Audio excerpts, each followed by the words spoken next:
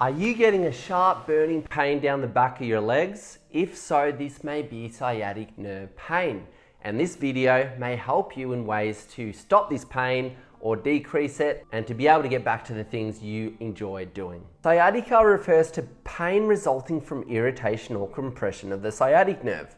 Typically, this is a sharp burning or shooting sensation which radiates down normally just one leg. It can also include numbness, tingling, or muscle weakness if things start to progress and get worse. So when we look at the anatomy of a sciatic nerve, it originates from L4 to S3.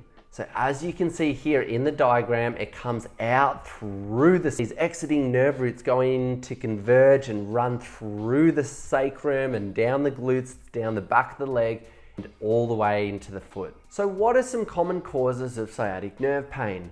The big one you may be aware of is disc pain. So when we get, and a lot of the time, the disc is protruding backwards and to the sides, this can press up against that exiting nerve root. Spinal stenosis can be another one. Another big one is the piriformis muscle. So as the nerve comes out, I'll show you a little picture on the screen. It runs under what we call the piriformis muscle. Sometimes in runners, people getting into things too soon without conditioning, the piriformis muscle may tighten up and get to the point that it actually compresses and clamps down on that sciatic nerve, which in result will lead to sciatic nerve pain down the back of the leg. So it is also important to note that 90% of sciatic nerve pain generally comes from disc pain. So it is the most common cause. It is also important to note that sciatic pain is more of a symptom.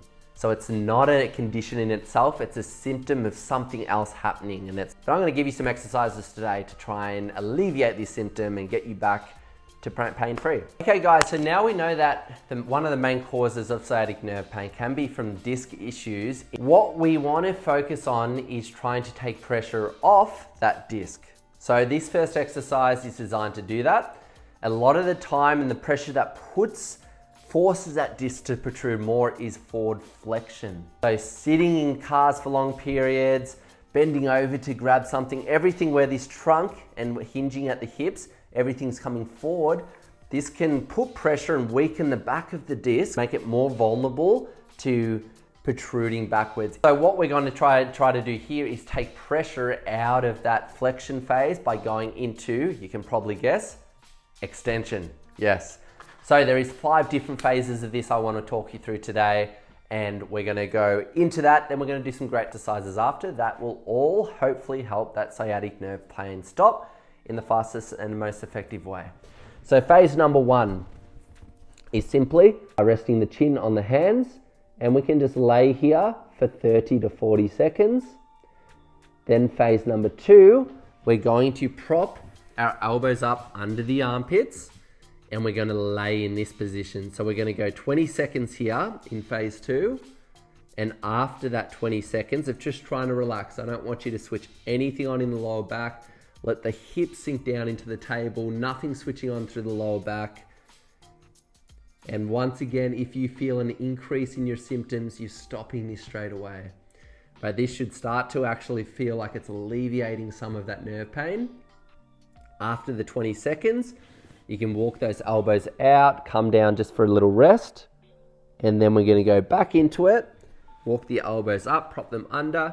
We're going to go another 2 lots of 20 seconds. So 3 in total, 3 lots of 20 seconds. So once we're through this, you can probably guess what the next phase is. Phase 3. All right, so we're coming into this position, hands by the ribs. We're going to push ourselves up. But here, I want you to make sure it's really easy to almost do a push-up here where you're lifting your hips off the table. You've got to almost feel like your hips are dead weight. So you're literally just pushing your chest off the table. And you might feel that your barrier's here for now. So you're going to hold yourself here. You can keep your elbows nice and tucked in. And we're going to hold here for just 15 seconds, just because this is a little harder to hold. And we're going to do this 5 times through. So after the 15 seconds, slowly let yourself come down. Give yourself a little 5-second rest on the table. And then when you're ready to do again, lift off and try and get a little bit more extension. So try and get more of that chest off, but as long as we're keeping the hips, make sure the lower back stays as relaxed as possible. and then slowly dropping back down. So remember, 5 repetitions of 15 seconds with this one. Then we move on to stage 4. You can probably guess what this is. We're locking those elbows out. So we're going to come up from here, keeping the hips. So you might not be ready for this. If you do feel pain, remember, stop straight away. Lock the elbows out straight. We're gonna hold, we're gonna go back up to 20 seconds. This is a little easier on the arms because those elbows are locked out.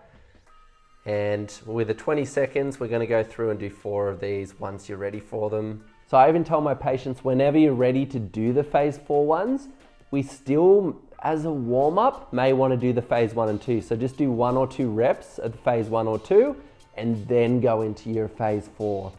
So remember, you can push all the way up, keep those elbows close in, shoulders low, hips relaxing, lower back's relaxing. You're letting those legs sink into the table and just allowing that extension to hopefully take some pressure off. Those nerve roots are going out the back of your spine. Phase 5 is simply doing this standing. We're gonna place the hands on the back of the hips for a little added support.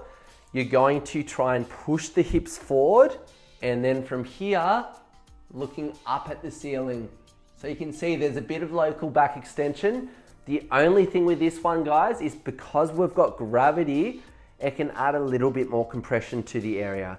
So my main thing here, we want to go into it extremely slow. If you start to get to here and you're like, oh yeah, okay, I feel like I'm getting something down the back of the leg, stop straight away, stick with the laying prone ones.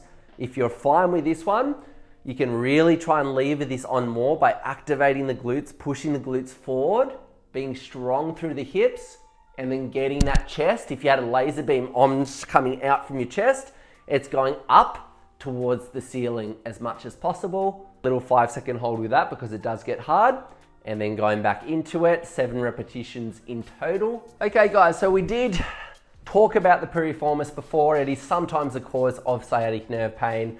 So we're going to take you through a basic stretch to help release this muscle if it is tight, and that may take a little bit of tension off a sciatic nerve. So this is simple. We're laying on our back. With this knee, we are going to pull it towards the opposite shoulder. So you can pull it into the chest, come across the body, and you might want to use 2 hands to kind of lever this. And we're just going to simply hold this stretch for 30 to 40 seconds. Now, as we've talked about in previous videos, how do we sink deeper into the stretch? Did you guess? Yes, it's your breath. So you're breathing in through the nose. As you breathe out through the mouth, we're trying to, with our hands, lever that knee towards the opposite shoulder a little more. So really, that breath controls all the release, and you should be using it through your stretching to make sure nothing is activated and switched on deep through this glute region. After we've done on one side, make sure, as we always do with our rehab exercises, you do on both sides. Okay, and while we're in this position, guys, we're gonna go into a glute med stretch. So this, by releasing this muscle as well, it can take some tension out of the lower back, and this can often help also. So if you're laying here, you push down on the knee, if that's enough and you're feeling a solid stretch, you're gonna hold that for 30 to 40 seconds. You should feel this in the outside of the hip. Now, if you want to increase this stretch, we're simply going to interlock the fingers under the knee, pull that left knee to your chest, and you're going to feel this starts to increase and a solid stretch through the outside. And once again, guess what we use? Yes, the breath. And for the last one, guys, if we have got a bed or couch or even a kitchen bench top close by, we can use that to add a little bit of traction through that lower back region. But remember, we don't want to add too much because this can sometimes feel good temporarily, and within an hour or 2 can increase that sciatic nerve pain. Okay guys, so for this last one, what we can do, have our elbows resting on the edge of that table, whatever you've got at home, a bed, and with our feet, we want to keep them in contact with the ground at all times. As you can see here, the hinging in my hips is right in the corner of the table. So I'm well supported, I'm resting, I've got a lot of my weight resting through my elbows. And then from here, we can tuck the toes under with the elbows tucked under the shoulders, letting those toes press into the ground super lightly, but letting the hips add as a little bit of weight to put a bit of traction on that lower back. And once again, try and stay as relaxed as possible through the lower back. If you feel your lower back, the muscles actually tensing up to try and hold yourself into place, this isn't doing you any good. So just try and relax. It should be extremely light. I know you can do tractions off chin-up bars and other more aggressive forms of traction, and it may temporarily help, but a lot of the time it will get more irritated after. So with any nerve pain, we want to be pretty gentle in the way that we stretch it, and we don't want to even risk causing more pain. So after, with this one, we want to do just 20 seconds, come up, have a little rest. So put pressure, stand up for a second, you can move around, and then we're just doing 2 lots of 20 seconds. So go back into it after a little 10-second rest. Feet curl under, and just letting those hips sink down towards the ground. So same thing with this, guys. Okay, guys, I hope you found benefit in the exercises today and you keep them up over the next few weeks and really start to get improvements in that sciatic nerve pain. Make sure you like and subscribe, comment on what you want to see in the future, and share this with anyone that may be experiencing these symptoms. Take care, guys, and we'll see you next time.